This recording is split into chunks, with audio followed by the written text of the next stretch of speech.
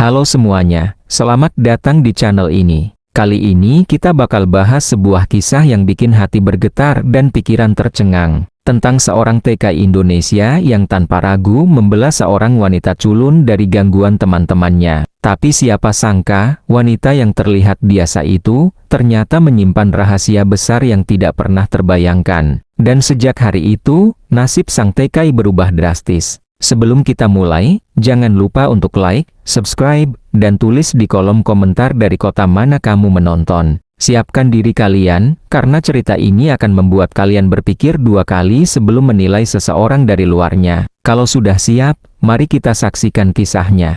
Nonton sampai selesai ya, dan jangan lupa subscribe channel ini. Welcome to Montesa Channel. Namanya Anjas, lelaki berusia 29 tahun yang datang jauh-jauh dari Indonesia dengan satu harapan sederhana, ingin memperbaiki nasib dan membahagiakan keluarganya di kampung. Sudah 2 tahun ia bekerja di Korea Selatan, menjadi cleaning service di sebuah perusahaan otomotif ternama. Setiap pagi, sebelum matahari sepenuhnya terbit, Anjas sudah memulai harinya. Dengan seragam kerja yang sederhana, ia menyapu, mengepel, dan memastikan setiap sudut ruangan bersih tanpa noda. Sementara sebagian besar karyawan sibuk dengan tumpukan berkas dan komputer canggih, Anjas bekerja dalam diam, tanpa banyak bicara. Namun di balik keheningan itu, hatinya selalu berbisik lembut. Bertahanlah, Jas, ini semua demi ibu di rumah, demi masa depan yang lebih baik.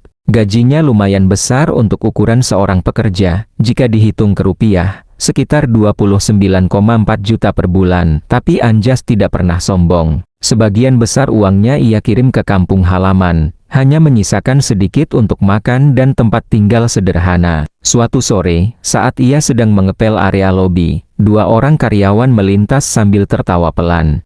Itu si Anjas ya, pekerja paling rajin di perusahaan, ujar salah satu dengan nada menggoda. Rajin sih rajin, tapi kan cuma bersih-bersih, jawab yang lain sambil tertawa kecil. Anjas hanya tersenyum tipis, ia sudah terbiasa mendengar kalimat seperti itu. Baginya, pekerjaan bukan soal tinggi rendah, tapi seberapa jujur dan tulus menjalaninya. Hari-hari terasa monoton, hanya bekerja, makan, dan tidur. Tapi di balik rutinitas itu, Anjas selalu berdoa, berharap suatu hari nanti ada perubahan besar dalam hidupnya. Namun perubahan itu ternyata datang lebih cepat dari yang ia kira. Pagi itu, perusahaan sedang ramai, para karyawan berbisik-bisik, membicarakan satu hal yang sama, ada karyawati baru yang akan masuk.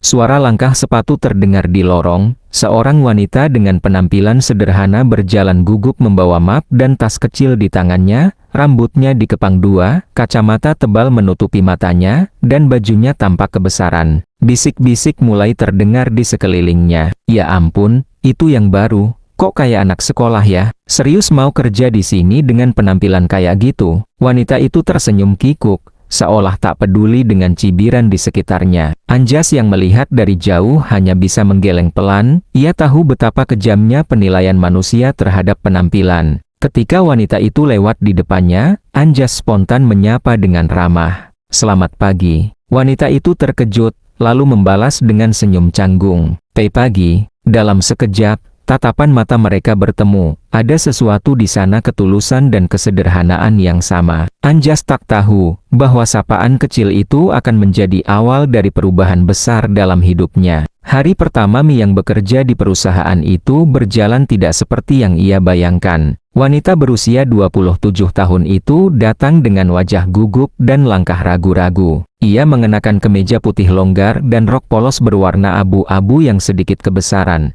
Kacamata tebal menutupi sebagian besar wajahnya. Penampilannya terlihat begitu sederhana, bahkan sebagian orang mungkin menyebutnya culun. Di meja resepsionis, beberapa pegawai yang sedang bersantai mulai berbisik-bisik pelan sambil menahan tawa. "Dia itu karyawan baru ya?" "Iya, katanya bagian input data. Tapi masa tampilannya kayak gitu? Wah, nggak salah perusahaan nerima orang model begitu." Mi yang hanya menunduk. Suara tawa kecil di belakangnya terdengar jelas di telinganya, namun ia memilih berpura-pura tidak mendengar. Ia hanya ingin bekerja dengan tenang, tanpa menimbulkan masalah. Sementara itu, dari kejauhan, Anjas melihat semuanya. Ia sedang membersihkan lantai di ujung koridor. Tatapannya mengikuti langkah Miang yang perlahan menuju ruang kerjanya. Hatinya tergerak, entah kenapa ia merasa iba. Ia tahu betul rasanya dipandang rendah hanya karena pekerjaan atau penampilan. Beberapa hari berlalu, Miang berusaha menyesuaikan diri dengan lingkungan barunya. Tugasnya sederhana, memasukkan data laporan produksi ke komputer. Tapi setiap hari, hinaan dan ejekan terus datang dari rekan-rekannya. Miang, kamu tahu nggak? Rambutmu tuh kayak nggak pernah disisir. Serius deh, kalau mau kerja di sini tuh harus punya gaya, bukan kayak ibu-ibu pasar. Jangan dekat-dekat meja kami ya, nanti jadi norak. Miang hanya diam. Ia menunduk sambil menekan tombol-tombol di keyboard, pura-pura sibuk agar tak perlu menanggapi. Namun di balik ketenangan wajahnya, ada luka yang perlahan menumpuk. Sore itu, Anjas lewat di depan ruang kerja mereka untuk membersihkan lantai. Ia sempat melihat Miang duduk sendirian di pojok. Wajahnya terlihat lelah dan matanya sembab. Dengan hati-hati, ia menghampiri. "Kamu gak apa-apa?" Miang mengangkat wajah pelan, tersenyum samar. "Tidak apa-apa, hanya sedikit pusing. Kalau pusing jangan dipaksa, nanti malah sakit." "Terima kasih, kamu baik sekali." Anjas tersenyum. "Namaku Anjas, kalau butuh bantuan, panggil aja ya." "Miang," jawabnya pelan, "aku karyawan baru." Mereka saling berpandangan sejenak, lalu Miang kembali fokus pada komputernya. Tapi di dalam hatinya, ia merasa ada seseorang yang benar-benar peduli. Hari demi hari berlalu, perlakuan teman-teman sekantor semakin menjadi jeti. Puncaknya terjadi di suatu siang yang panas. Ketika jam makan siang tiba, Miang membawa kopi panas ke mejanya. Ia ingin meneguknya pelan sebelum melanjutkan pekerjaan. Namun salah satu rekan kerja, perempuan bernama Saura, dengan sengaja menabrakkan tubuhnya ke arah Miang. Tumpahan kopi panas itu muncrat dan membasahi pakaian Miang dari dada hingga lengan. Seluruh ruangan terdiam sesaat, lalu tawa terdengar pecah. "Waduh, bajumu jadi motif baru ya, Miang? Hati-hati, nanti gosong loh." "Hahaha." Miang hanya berdiri kaku, matanya mulai berkaca-kaca. Ia berusaha menahan air mata yang hampir jatuh. Anjas yang sedang mengepel di luar ruangan langsung berlari masuk.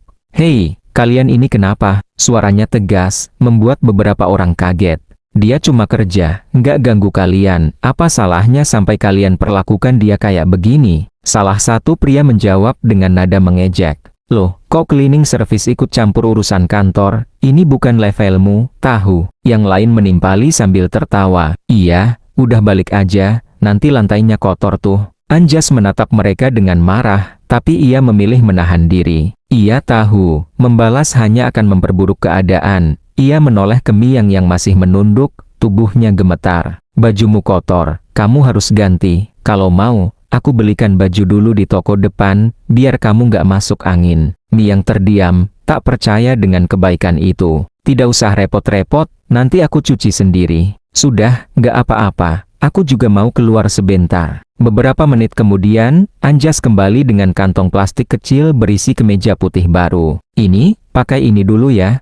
Nanti bajumu yang itu bisa dicuci di belakang." Miang menerimanya dengan kedua tangan yang gemetar. "Terima kasih, aku nggak tahu harus bilang apa. Cukup bilang terima kasih saja." "Sudah cukup," jawab Anjas sambil tersenyum. Sejak hari itu, hubungan mereka mulai berubah. Miang sering tersenyum ketika bertemu Anjas di lorong. Kadang mereka berbincang singkat saat jam istirahat. Malam-malam sepulang kerja, mereka mulai berjalan bersama ke taman kecil dekat gedung kantor, berbagi cerita tentang hidup dan perjuangan. Miang menceritakan betapa beratnya bekerja di lingkungan yang tidak ramah. Sementara Anjas berbagi kisah tentang perjuangannya sebagai TKI, tentang rindu yang tak pernah selesai kepada ibunya di kampung. Dalam diam, dua hati yang sama-sama pernah diremehkan itu mulai saling menemukan ketenangan. Mereka tidak tahu bahwa di balik semua ketulusan itu, takdir sedang menyiapkan ujian besar, ujian yang akan mengubah hidup mereka berdua untuk selamanya.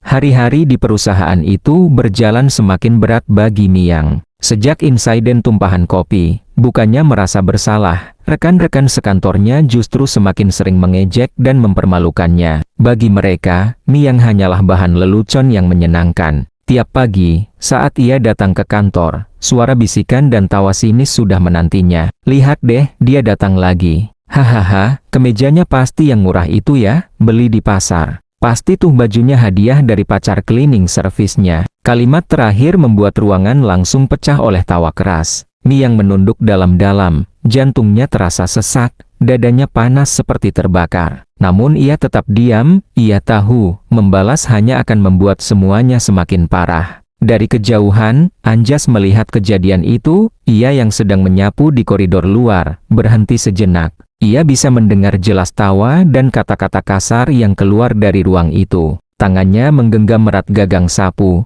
seolah menahan amarah yang sudah diubun-ubun. Sudah cukup, ini sudah kelewatan, gumamnya pelan. Ia melangkah masuk ke ruangan, langkahnya tegas namun tidak kasar. Begitu pintu terbuka, semua orang langsung menoleh. "Hah, si tukang bersih-bersih datang lagi," ujar salah satu pria dengan nada mengejek. "Kenapa? Mau ikut bantu Mi yang ngetik?" Sahut yang lain disambut tawa. Anjas berdiri tegak, menatap mereka satu persatu. "Kalian ini nggak capek yang remehin orang terus? Kenapa? Kami cuma bercanda, nggak usah baper." "Bercanda? Kalau bercanda bikin orang sakit hati, itu bukan lucu, itu kejam." Ruangan hening beberapa detik. Mi yang menatap Anjas dari kursinya, matanya bergetar antara takut dan haru. Namun Saura, perempuan yang paling sering mengganggu Miyang, malah berdiri sambil menyilangkan tangan. "Dengar ya, Anjas, kamu itu cuma cleaning service, kerjamu nyapu, bukan ceramah. Jadi tolong jangan ikut campur urusan kantor kami." Anjas menarik napas dalam. "Iya, aku cuma cleaning service, tapi aku juga manusia, dan manusia seharusnya punya rasa." Suasana mendadak tegang, tak ada yang berani bicara lagi. Anjas menatap Miyang dan berkata lembut,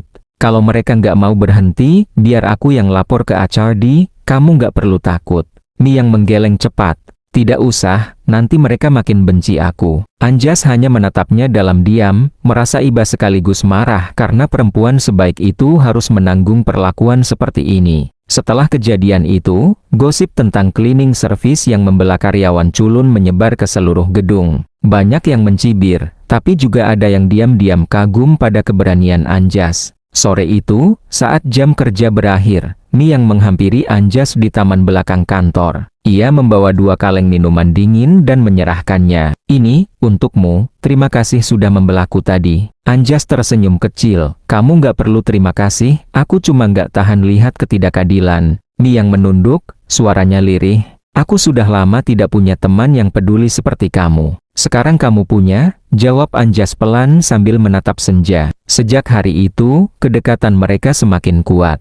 Mi yang sering makan siang bersama Anjas di kantin bawah. Kadang mereka berjalan pulang bersama melewati trotoar panjang di depan gedung kantor. Mi yang mulai tertawa lagi, meski masih sering jadi bahan olokan. Tapi kali ini, ia tidak sendirian. Namun ternyata, keberanian Anjas membela Mi yang membuat sebagian rekan kerja merasa tertantang dan terhina. Mereka tidak suka orang rendahan ikut campur dalam urusan mereka. Dalam hati, rasa benci mulai tumbuh, dan perlahan berubah menjadi dendam. Suatu sore, ketika Mi yang pulang lebih lama dari biasanya, beberapa rekan kerjanya berkumpul di lantai atas gedung kantor. Saura berbicara dengan nada dingin, "Kita kasih pelajaran kecil buat dia, biar tahu tempatnya." Salah satu pria menatap ragu, "Tapi jangan sampai keterlaluan." "Tenang aja, cuma mau nakutin," jawab Saura dengan senyum sinis. Namun niat jahat, sekecil apapun, bisa berujung fatal. Hari itu akan menjadi titik balik yang tidak pernah mereka duga. Malam semakin larut,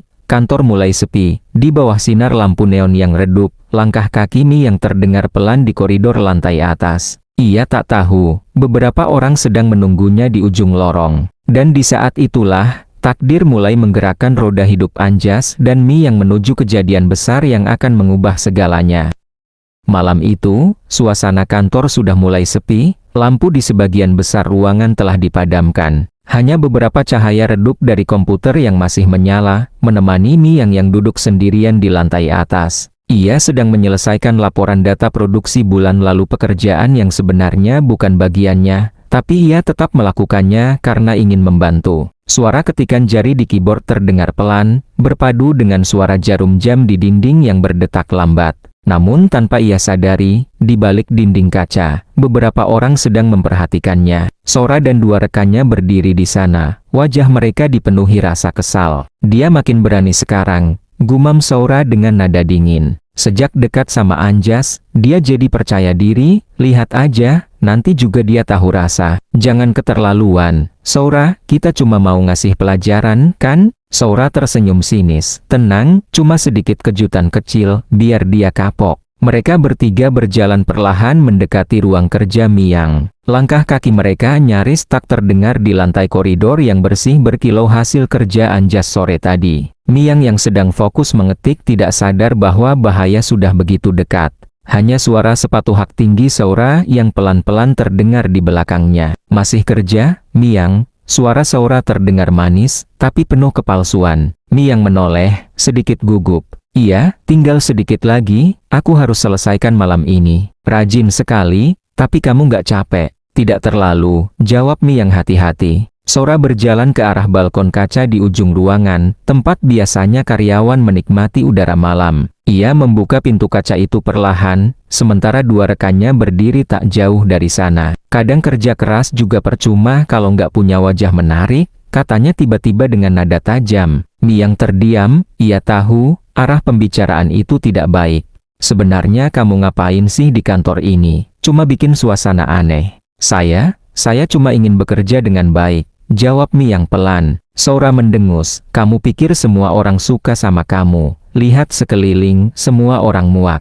Tawa kecil terdengar dari dua rekannya. Miang mulai panik, ia berdiri, mencoba melangkah mundur, tapi Soura menahan lengannya. Sudah, jangan pura-pura polos. Tiba-tiba Soura mendorongnya pelan, seolah hanya bercanda, tapi dorongan itu membuat Miang kehilangan keseimbangan. Tubuhnya hampir terhuyung ke arah balkon terbuka. Jangan, teriaknya refleks. Tangan Miang berusaha meraih sesuatu dan untungnya ia berhasil memegang pagar besi di tepi balkon. Tubuhnya menggantung, hanya bertahan dengan kekuatan kedua tangannya. Soura, tolong, jeritnya ketakutan. Namun bukannya menolong, Soura justru menatap dengan wajah panik bercampur takut. Astaga, aku cuma bercanda, aku nggak bermaksud. Dua rekannya terpaku, tak tahu harus berbuat apa. Miang berusaha bertahan, tangannya mulai gemetar, nafasnya tersengal, keringat dingin membasahi wajahnya. Tolong, suaranya lemah. Saat itulah suara langkah cepat terdengar dari arah koridor. Anjas datang berlari, napasnya terengah, ia baru saja selesai dari lantai bawah ketika mendengar teriakan minta tolong dari atas. Begitu melihat Miang tergantung di pagar besi, ia langsung berlari tanpa pikir panjang. Miang, dalam sekejap, ia melompat ke arah balkon dan meraih tangan Miang dengan kuat. Tahan, aku pegang kamu. Tangannya bergetar, tapi genggamannya kuat.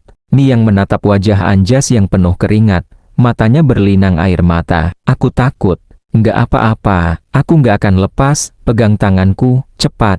Dengan tenaga terakhirnya, Anjas menarik Miang hingga tubuhnya berhasil terangkat dan kembali ke lantai. Begitu Miang berhasil selamat, ia langsung menangis terisak, memeluk Anjas erat-erat.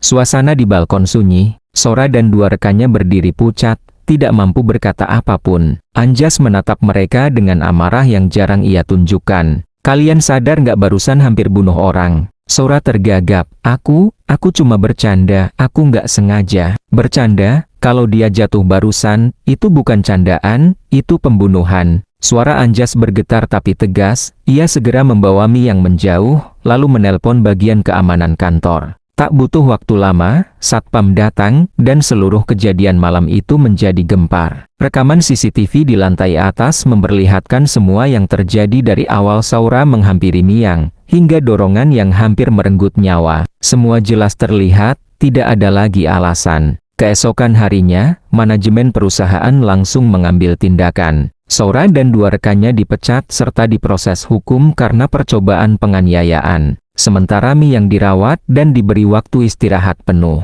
Anjas menemani Miang di rumah sakit selama beberapa hari. Di sana, Miang memegang tangan Anjas dengan lemah dan berkata, "Kalau bukan karena kamu, mungkin aku sudah tidak ada." Anjas tersenyum lembut, "Jangan bilang begitu, aku cuma melakukan apa yang seharusnya dilakukan manusia. Tapi tidak semua manusia mau menolong tanpa pamrih seperti kamu," ucap Miang sambil menatap matanya. Keheningan di antara mereka sejenak terasa hangat.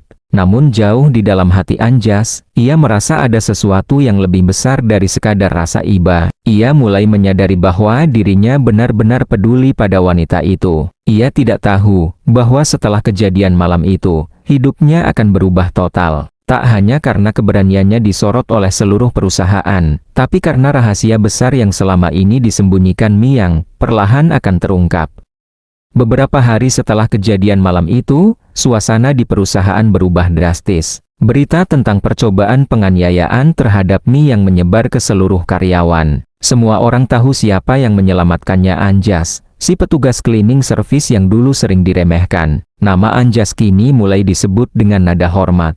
Beberapa karyawan yang dulunya tak pernah menegurnya, kini menyapanya ramah setiap pagi. Namun Anjas tetap sama, ia tetap bekerja dengan tenang, menyapu lantai, memungut sampah, dan memastikan ruangan bersih seperti biasa. Baginya, kebaikan bukan untuk pujian, tapi karena memang sudah seharusnya dilakukan. Sementara itu, Mi yang masih belum kembali bekerja. Ia memutuskan beristirahat beberapa hari setelah trauma yang nyaris merenggut nyawanya. Anjas beberapa kali datang menjenguk. Mereka berbincang ringan tentang makanan, tentang kehidupan di kampung halaman, dan tentang harapan kecil yang ingin mereka capai. Namun ada sesuatu yang mulai terasa aneh. Sejak beberapa hari terakhir, Mi yang tampak sering melamun, kadang senyumnya terasa samar, seperti menyembunyikan sesuatu. Suatu sore, ketika Anjas hendak pulang dari rumah sakit setelah menjenguknya, Mi yang memanggil dengan nada pelan. Anjas, iya, kalau suatu hari nanti kamu tahu aku bukan seperti yang kamu pikir, kamu masih mau menganggapku teman? Pertanyaan itu membuat Anjas terdiam sejenak.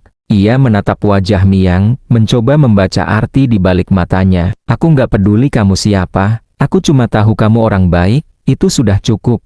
Miang tersenyum, tapi matanya tampak berkaca-kaca. Terima kasih, gumamnya pelan, seolah menyimpan sesuatu yang belum siap ia ceritakan. Beberapa hari berlalu. Pihak perusahaan akhirnya memanggil Anjas ke ruang CEO. Surat undangan resmi dikirim melalui HRD, lengkap dengan stempel perusahaan. Awalnya Anjas mengira ia akan dimintai keterangan tambahan tentang insiden tempo hari. Namun ketika membaca isi surat itu, jantungnya berdetak lebih cepat.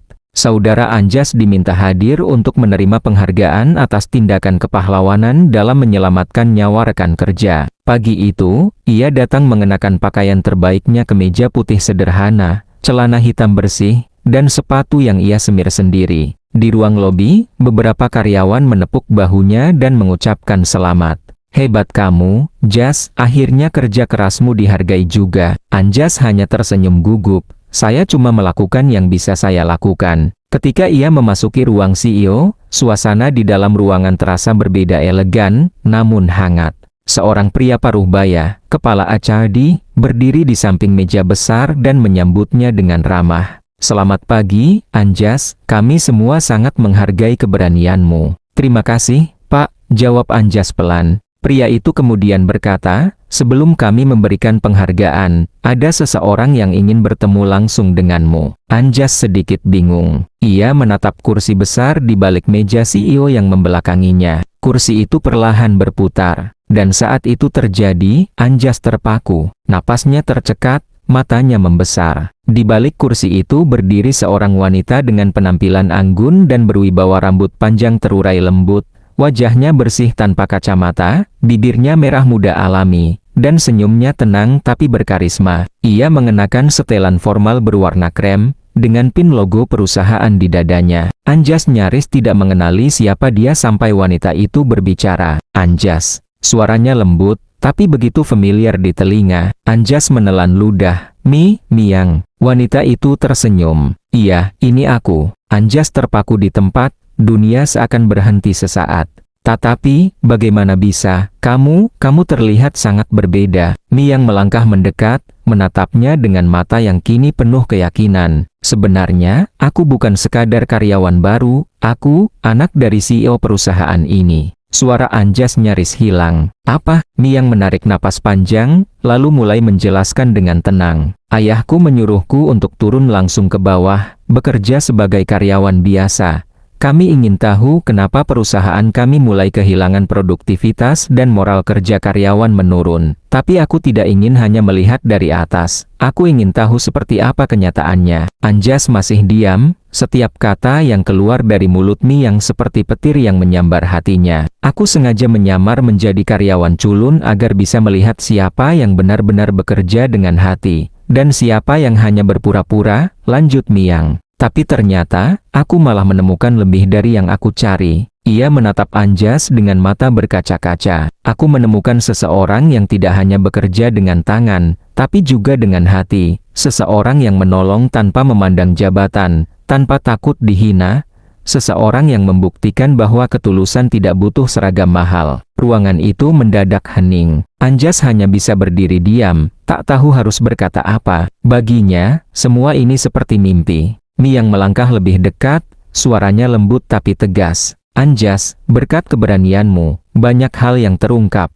Orang-orang yang selama ini merusak nama perusahaan sudah diberhentikan, dan ayahku ingin memberimu kesempatan yang pantas. Pintu ruangan terbuka, CEO yang sebenarnya pria berambut putih dengan wajah bijak masuk dan menghampiri mereka. Anjas, katanya, kami sudah memantaumu cukup lama. Kejujuran dan kerja kerasmu adalah nilai yang sudah mulai hilang di tempat ini, dan perusahaan ini butuh orang sepertimu. Anjas menunduk hormat, saya hanya melakukan tugas saya, Pak. Saya tahu, jawab sang CEO sambil tersenyum, dan karena itulah mulai hari ini, kamu resmi kami angkat sebagai manajer operasional kebersihan dan kedisiplinan. Posisi ini kami ciptakan khusus untukmu. Mata Anjas berkaca-kaca. Ia tak menyangka seseorang yang dulu hanya dianggap tukang bersih-bersih kini diberi kepercayaan besar. Mi yang tersenyum, menatapnya dengan bangga. Kamu pantas mendapatkannya, Anjas. Anjas mengangguk pelan. Tapi semua ini bukan karena aku hebat,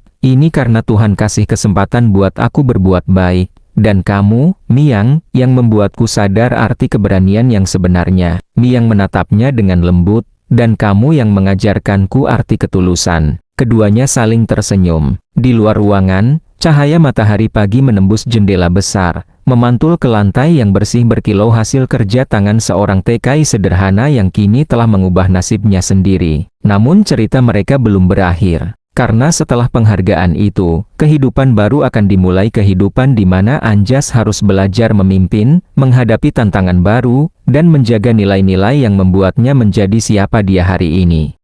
Sejak hari itu, kehidupan Anjas berubah total. Ia bukan lagi pria sederhana yang menyapu lantai setiap pagi, melainkan seorang manajer baru yang kini memiliki tanggung jawab besar di perusahaan tempat ia dulu bekerja sebagai cleaning service. Meski jabatan berubah, sifatnya tidak. Setiap pagi ia tetap datang lebih awal, menyapa satpam dengan ramah, dan masih sering membantu tim kebersihan saat mereka kewalahan. Baginya, jabatan hanyalah amanah, bukan alasan untuk lupa dari mana ia berasal. Para karyawan kini menaruh hormat padanya. Bahkan mereka yang dulu sering meremehkan Anjas kini justru meminta maaf dan berusaha memperbaiki diri. Perusahaan pun mulai terasa lebih hangat. Tidak ada lagi perundungan, tidak ada lagi rasa saling menjatuhkan, semua karena satu hal sederhana, keteladanan. Di ruang kerjanya yang baru, Anjas menatap foto kecil di atas mejanya, foto ibunya di kampung, tersenyum bangga dengan wajah lembut yang dirindukannya setiap hari. Ia memegang foto itu sambil berbisik, Bu, anakmu akhirnya bisa membuktikan kalau kerja keras dan kejujuran gak akan sia-sia. Hari-hari berlalu dengan damai. Mi yang kini kembali bekerja di posisi aslinya sebagai direktur operasional perusahaan, membantu ayahnya yang merupakan CEO. Namun hubungannya dengan Anjas tidak berubah. Mereka tetap sering makan siang bersama, berdiskusi tentang pekerjaan, bahkan saling bertukar ide untuk memperbaiki sistem kerja perusahaan. Suatu sore, ketika matahari mulai turun dan langit berwarna jingga keemasan, Mi yang mengetuk pintu ruang kerja Anjas. Boleh masuk? Tentu, jawab Anjas sambil tersenyum. Mi yang duduk di kursi depan meja Anjas, membawa 2 cangkir kopi. Sejak kapan manajer baru ini suka lembur sendirian? Anjas terkekeh. Sejak tahu kalau tugasnya nggak cuma nyapu lantai, tapi juga nyapu masalah. Mi yang tertawa kecil. Kamu belum berubah? Ya, kalau berubah, aku bukan Anjas lagi. Keduanya terdiam sejenak, menikmati kopi dalam keheningan sore. Suasana itu begitu tenang hingga Mi yang akhirnya berkata pelan, Anjas, kamu tahu nggak, waktu aku menyamar dulu, aku pikir dunia ini penuh orang jahat. Tapi ternyata aku salah, aku bertemu kamu. Anjas menatapnya, matanya lembut. Kalau kamu nggak menyamar, aku mungkin nggak akan pernah punya kesempatan kenal seseorang sebaik kamu. Dan kalau kamu nggak ada waktu itu, Miang berhenti sejenak, menatap keluar jendela, mungkin aku nggak akan ada di sini sekarang. Anjas menunduk, suaranya dalam. Kita berdua diselamatkan oleh hal yang sama, kebaikan. Miang tersenyum, lalu berdiri. Ia berjalan ke arah pintu, tapi sebelum keluar, ia menoleh kembali dan berkata, kamu tahu, Anjas, ayahku bilang, perusahaan ini butuh orang seperti kamu bukan karena kemampuanmu, tapi karena hatimu, dan aku juga. Ia berhenti sejenak, suaranya sedikit bergetar. Aku juga butuh seseorang seperti kamu di sisiku. Anjas terdiam, senyum kecil muncul di wajahnya, tapi ia tidak menjawab. Matanya menatap Miang dengan arti yang lebih dalam dari sekadar kata. Mereka berdua sama-sama tahu, ada perasaan yang tumbuh, tapi biarlah waktu yang menjawab. Beberapa bulan berlalu, di bawah kepemimpinan baru, perusahaan itu berkembang pesat. Lingkungan kerja menjadi lebih adil, dan setiap karyawan merasa dihargai. Anjas menjadi sosok inspiratif, bukan hanya karena jabatannya, tapi karena kisah hidupnya yang luar biasa. Suatu hari, ia berdiri di taman depan gedung tempat semuanya bermula. Tempat di mana dulu ia pertama kali menyapa Miang dengan kata sederhana, "Selamat pagi." Angin berhembus lembut, mengingatkannya pada semua perjalanan panjang yang telah ia lalui dari seorang TKI yang diremehkan, menjadi penyelamat, hingga dipercaya memimpin banyak orang. Ia tersenyum, menatap langit biru. Dalam hatinya, ia berbisik, kadang Tuhan menempatkan kita di posisi rendah bukan untuk merendahkan, tapi untuk menguatkan, supaya saat kita naik, kita tahu caranya menghargai. Miang tiba-tiba datang dari belakang, membawa 2 gelas teh hangat. Masih suka melamun, ya? Anjas menoleh dan tersenyum, cuma mengingat hari pertama aku lihat kamu di sini.